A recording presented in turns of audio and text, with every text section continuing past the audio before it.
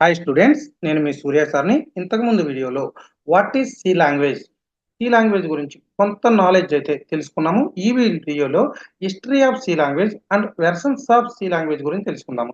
History of C లాంగ్వేజ్కి వెళ్తే C లాంగ్వేజ్ని ఎవరు introduce చేశారు? మనకి డెన్నిస్ రిచ్ అనే పర్సన్ అయితే సి ప్రోగ్రామింగ్ని ఇంట్రొడ్యూస్ చేయడం అయితే జరిగింది. ఈ ప్రోగ్రామింగ్ లాంగ్వేజ్ని 1972లో మనకి దీన్ని మార్కెట్లోకి అయితే రిలీజ్ చేయడం జరిగింది. ఈ ప్రోగ్రామింగ్ లాంగ్వేజ్ ని 1969 నుంచి 1972 ఈ మిడిల్ లో అయితే ఈ ప్రోగ్రామింగ్ లాంగ్వేజ్ ని డెవలప్ చేయడం అయితే జరిగింది. అఫీషియల్ గా మార్కెట్ లోకి అయితే 1972లో రిలీజ్ చేయడం అయితే జరిగింది. ఈ ప్రోగ్రామింగ్ లాంగ్వేజ్ ని ఏ లాంగ్వేజెస్ యూజ్ చేసుకుని డెవలప్ చేయడం జరిగింది అంటే, ఇంతకు ముందు మనకి మార్కెట్ లో బీసీపీఎల్ అనే ఒక ప్రోగ్రామింగ్ లాంగ్వేజ్ ఉండేది. BCPL means basic combined programming language. అలాగే పి ప్రోగ్రామింగ్ లాంగ్వేజ్ అనేది ఉండేది. ఈ టూ ప్రోగ్రామింగ్ లాంగ్వేజెస్ ని యూజ్ చేసుకుని సి ప్రోగ్రామింగ్ అయితే డెవలప్ చేయడం అయితే జరిగింది. ఈ సి ప్రోగ్రామింగ్ ని మనకి ఇనీషియల్ స్టేజ్ లో యునిక్స్ ఆపరేటింగ్ సిస్టమ్ కోసం అయితే దీన్ని డెవలప్ చేయడం జరిగింది. నెక్స్ట్ మనకి ఫర్దర్ గా ఈ ప్రోగ్రామింగ్ లాంగ్వేజ్ రిలీజ్ అయిన తర్వాత దీనికి కొన్ని ఫీచర్స్ అనేది యాడ్ చేసి మనకి నెక్స్ట్ వెర్షన్స్ లోని ప్రతి ఆపరేటింగ్ సిస్టమ్ లోని ఇది రన్ అయ్యేలాగా అయితే దీన్ని డెవలప్ చేయడం అయితే జరిగింది. మనకి అఫీషియల్ గా అయితే 1972లో డెన్నిస్ రిచ్ అనే పర్సన్ సి ప్రోగ్రామింగ్ అయితే ఇంట్రొడ్యూస్ చేయడం అయితే జరిగింది. ఇంతకు ముందు మనం సి ప్రోగ్రామింగ్ కన్నా ముందు ఏ ప్రోగ్రామింగ్ లాంగ్వేజెస్ ఉన్నాయని చెప్పుకున్నాము? బీసీపీఎల్ అండ్ బి లాంగ్వేజ్ అనే అయితే ఉన్నాయని చెప్పుకున్నాము. బీసీపీఎల్ అనే ప్రోగ్రామింగ్ లాంగ్వేజ్ అయితే 1967లోని మనకి డెవలప్ చేయడం అయితే జరిగింది. 1967లోని మనకి ప్రోగ్రామింగ్ లాంగ్వేజ్ ని మార్టిన్ రిచర్డ్స్ అనే పర్సన్ అయితే మనకి డెవలప్ చేయడం అయితే జరిగింది. Martin Richards. Next B language ని అయితే 1969లోని ఈ ప్రోగ్రామింగ్ లాంగ్వేజ్ ని డెవలప్ చేసి మార్కెట్ లోకి అయితే రిలీజ్ చేశారు. ఈ ప్రోగ్రామింగ్ లాంగ్వేజ్ ని కెన్ థామ్సన్ అనే పర్సన్ మనకి మార్కెట్ లోకి అయితే రిలీజ్ చేయడం జరిగింది. ఈ టూ ప్రోగ్రామింగ్ లాంగ్వేజెస్ ని యూజ్ చేసుకుని 1972లోని డెన్నిస్ రిచ్ అనే పర్సన్ అయితే మనకి సి ప్రోగ్రామింగ్ అయితే మార్కెట్ లోకి అయితే రిలీజ్ చేయడం జరిగింది. ఈ సి ప్రోగ్రామింగ్ ని స్టార్టింగ్ లో మనకి ఓన్లీ యునిక్స్ ఆపరేటింగ్ సిస్టమ్ లో మాత్రమే రన్ అయ్యేది.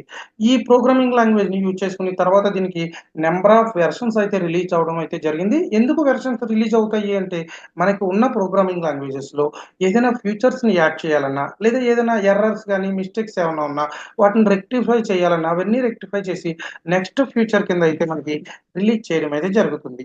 మనకి next K and R C, మనకి ఏదైతే సి లాంగ్వేజ్ ఉందో దీన్నే యూజ్ చేసుకుని కే అండ్ ఆర్ సి కింద డెవలప్ చేసి మనకి 1978లోనైతే మార్కెట్లోకి రిలీజ్ చేశారు.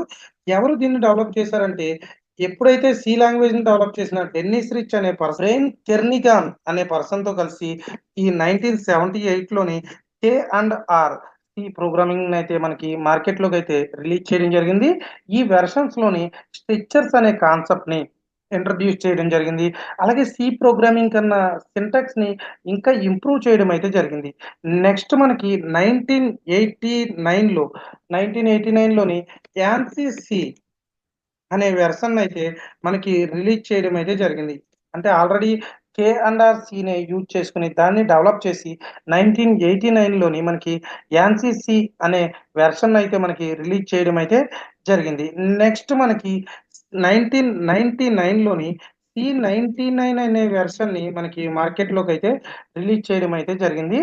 ఈ వెర్షన్ లోనైతేనే ఇన్లైన్ ఫంక్షన్స్ గురించి, వేరియబుల్స్ గురించి, అలాగే ఎరైజ్ కాన్సెప్ట్ గురించి, అలాగే new data type. For example మనకి ఇంటీజర్స్ లోని లాంగ్ అనే ఒక డేటా టైప్ ఉంటుంది. ఆ టైప్ న్యూ డేటా టైప్స్ అన్ని కూడా ఈ వెర్షన్ లోనే ఇంట్రడ్యూస్ చేయడం అయితే జరిగింది.